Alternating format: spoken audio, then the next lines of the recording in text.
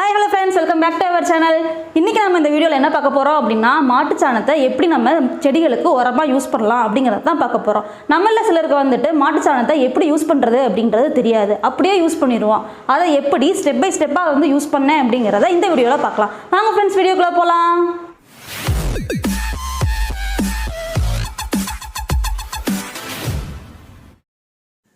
அம்மா வீட்டுக்கு பக்கத்தில் தோட்டத்தில் மாடு கட்டி வச்சுருந்தாங்க. அங்கேருந்து பார்த்தீங்க அப்படின்னா இந்த மாட்டுச்சாணத்தை நான் வாங்கிட்டு வந்துட்டேன்.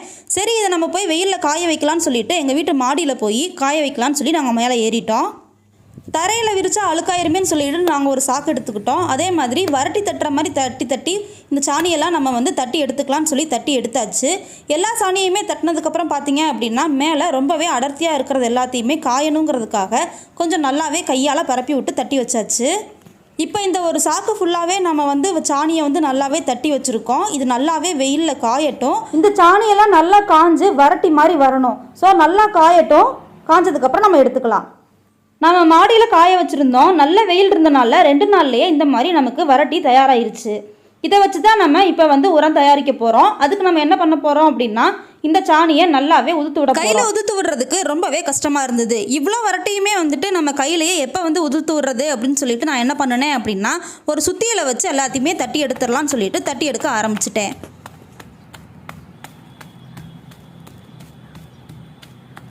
நல்லா தூளாக ஆகிற அளவுக்கு நான் அதை எடுக்கலை. கொஞ்சம் வந்து பெருசு சிறுசுமாக தான் நான் எல்லாத்தையுமே உடச்சி எடுத்துக்கிட்டேன். அப்போ தான் வந்துட்டு நம்ம வந்து உரம் தயாரிக்கும் போது எந்த அளவுக்கு அது மக்கி இருக்குது அப்படிங்கிறத பார்க்க முடியும்.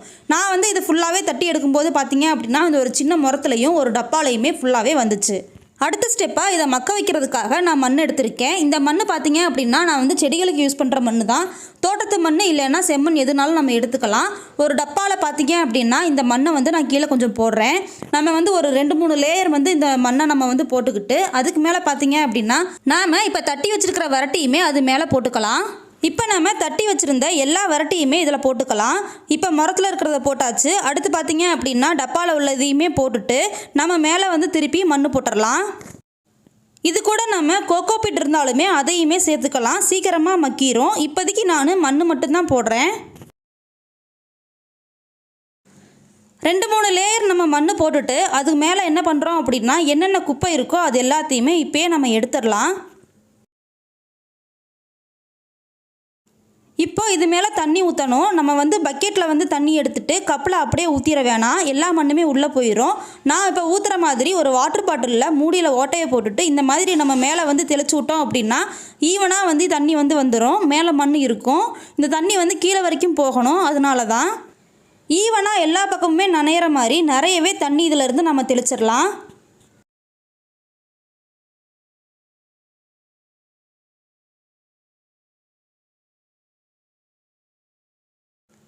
இப்போ இதை நம்ம வெயில் படாத இடத்துல வைக்கணும். எங்கள் வீட்டில் இந்த இடத்துல நான் வச்சுருக்க இடத்துல வெயில் அதிகமாக வராது. அதனால இந்த மூலையில் வச்சு ஒரு சாக்கு பை போட்டு இதை நான் மூடி வைக்கிறேன். 2 நாளைக்கு ஒருக்க இதை அந்த சாக்கு பையை நம்ம திறந்து இந்த தண்ணி இல்லை அப்படின்னா இதே மாதிரி தண்ணி தெளித்து விட்டுக்கிட்டே இருக்கணும். ஒரு மாதம் கழித்து நான் இதை திறந்து பார்க்குறேன். இதை திறந்து பார்க்கும்போது பார்த்தீங்க அப்படின்னா ஒரு குட்டி குட்டி செடி எல்லாமே முளைச்சிருக்கிறத பார்க்க முடியும். இதில் நாம் எந்த விதையுமே போடலை, ஆனால் மாட்டுச்சாணம் போட்டிருக்கிறனால உள்ளே இருந்து செடிகள்லாம் முளைச்சி வருது. இது வேண்டாம், நம்ம இதை வந்து பிடுங்கி எரிஞ்சிடலாம்.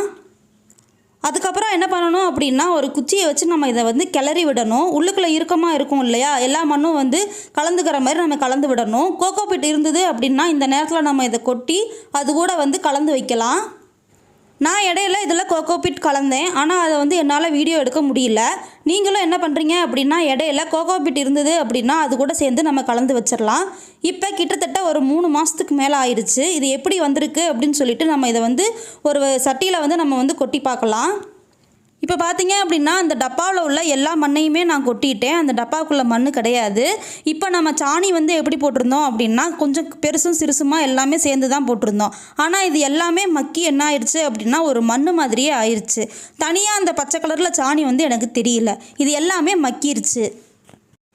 நடுவில் உள்ள மண்ணும் எப்படி இருக்குது, சாணியாக இருக்கா இல்லை அது மக்கிருச்சா அப்படிங்கிறதுக்காக எல்லாத்தையுமே உடச்சி விட்டு பார்த்தேன். எல்லா இடத்துலையுமே பார்த்தீங்க அப்படின்னா ஈவனாக எல்லாமே மக்கி இருந்தது.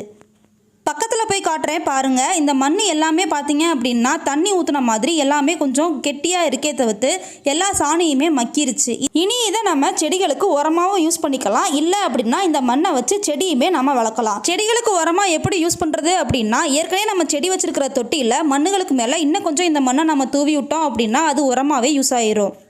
நான் இந்த மண்ணை வச்சு செடி வளர்க்கலாம் அப்படின்னு சொல்லி டெஸ்ட் பண்ணலாம் அப்படின்னு சொல்லிட்டு நான் என்ன செடி வச்சுருக்கேன் அப்படின்னா பொன்னாங்கண்ணி கீரை தான் வச்சுருக்கேன். விதை வாங்கி போடலை, வீட்டு சமையலுக்கு யூஸ் பண்ண பொன்னாங்கண்ணி கீரையில் அந்த தண்டுகளை முளைக்க வைக்கலான்னு சொல்லி ஊன வச்சுருக்கேன். இங்கே பார்த்தீங்கன்னா தெரியும், நிறைய குச்சிகள் முளைச்சிருக்கு, பாதி குச்சிகள் வந்து முளைக்கவே இல்லை.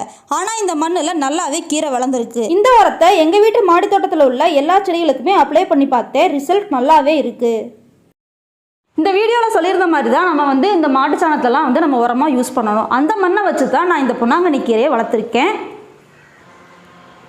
இந்த செடியுமே நல்லாவே வளர்ந்துருக்கு. இந்த மெத்தடில் நம்ம யூஸ் பண்ணோம் அப்படின்னா நம்ம மண்ணுகள்லாம் வந்து நல்லாவே வளமாக வளர்கிறதுக்கு நல்லாவே யூஸாக இருக்கும். அவ்வளோதான் ஃப்ரெண்ட்ஸ், இந்த வீடியோ இதோட முடியுது. இந்த வீடியோ பிடிச்சிருந்தது அப்படின்னா இந்த வீடியோக்கு ஒரு லைக் பண்ணிடுங்க. நம்ம சேனலில் மறக்காமல் சப்ஸ்கிரைப் பண்ணிடுங்க. பாய்.